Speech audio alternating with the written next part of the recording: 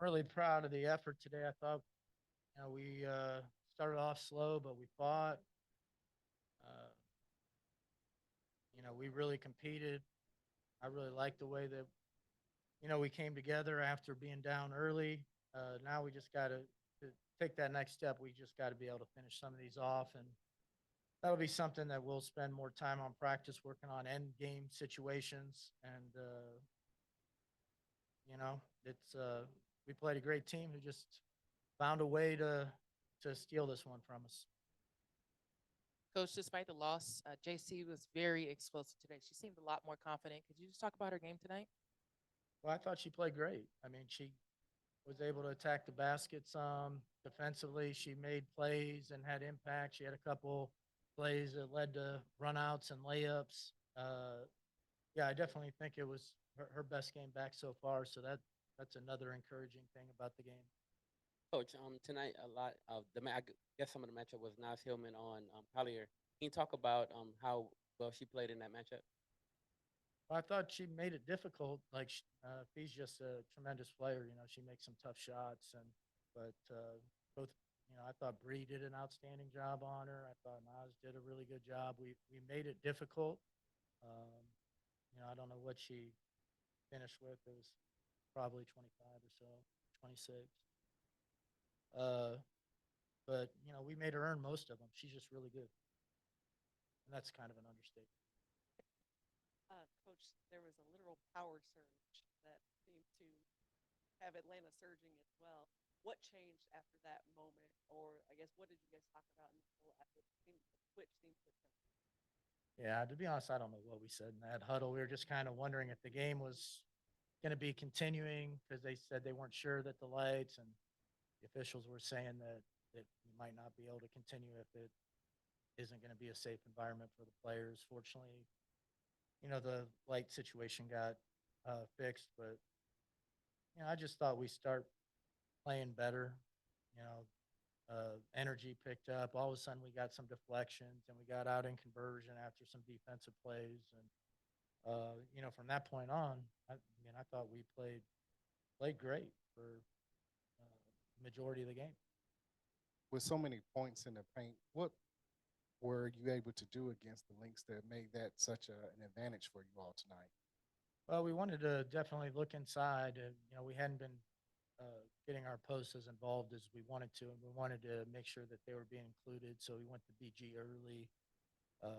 She had a really good game. Bree was really physical, getting offensive rebounds, getting a second chance points.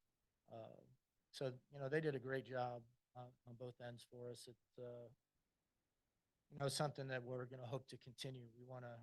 We have explosive guards, but we also have great bigs, and we got to make sure that we're keeping everybody involved. Coach, you talked a lot. You talked a little bit about the late game execution earlier. Just what are some things that you were looking to see when it comes to late game execution for the team? Well, I think there's like a kind of a human nature element that when you get the lead, you're trying to protect it rather than like really. I mean, we were playing hard. We were playing at great pace. We were really hard to guard. Like this is a great defensive team, and we were getting good shots. But as soon as you start to slow down and you're thinking you're gonna protect something, I think you're really giving an advantage to the defense. Like you really have to just kind of have that mentality that you're not going to slow down. Your cuts are going to be just as hard.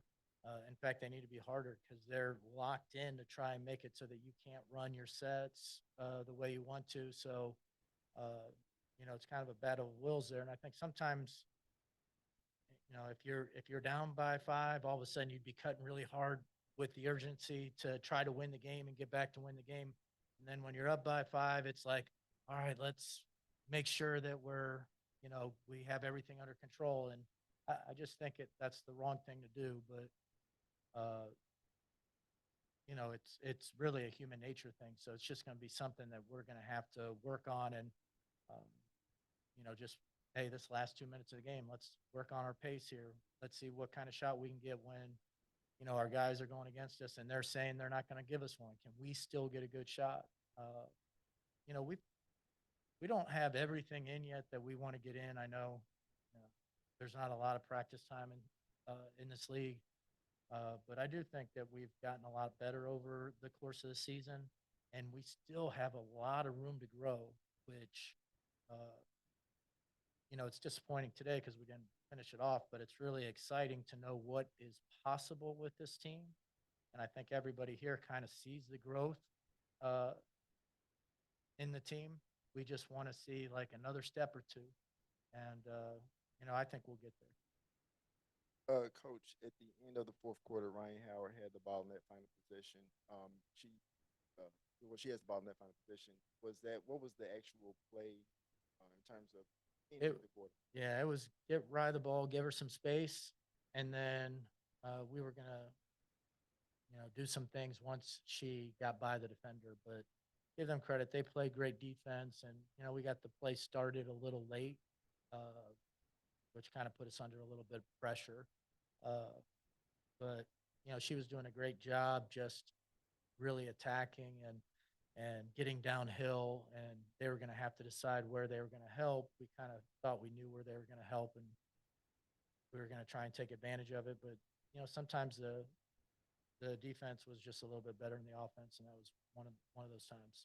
Quick follow up. You kind of alluded to this already, but come up short in this game, but against another elite team.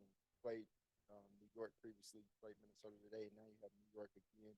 What does this say about your team in terms of its growth and where you guys are headed?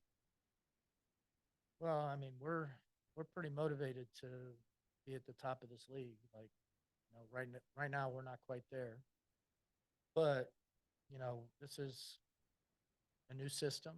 It's a lot of new players. They're still working it out, and sometimes the last thing to come together is kind of these end game situations where you have so much trust in your teammates and you know them so well. You know what to, and I think Minnesota showed that tonight at the end. They knew where they wanted to get the ball. They knew the favorite spots of everybody, and give them credit for making the plays down the stretch. I mean, they're an exceptionally well coached team and extraordinarily talented team, and for us to, be right there, it's just a little disappointing that we didn't send everybody home happy. Coach, I wanted to ask you about the turnovers. Both teams had 16 turnovers, but they were able to capitalize and score 22 points versus 12 for you guys. Just what was the difference, do you think, in that? Was it transition, defense, or? No, I think, they're always a team that forces a lot of turnovers because they're going to pressure and they're going to try and blow things up.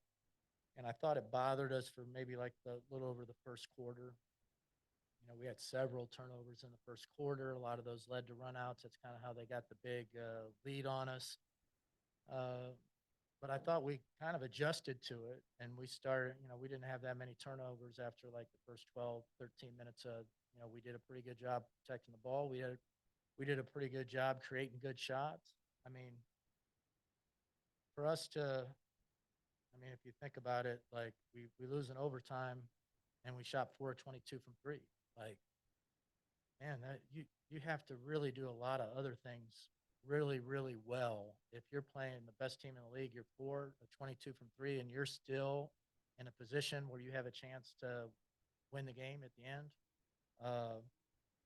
But these, I guess they call them growing pains for a reason, because I can feel it right now. Coach, what does the next 24 hours looks like? I mean, obviously, you fought tooth and nail overtime game with one of the best teams in the league, and now turning around, playing the Liberty on Sunday.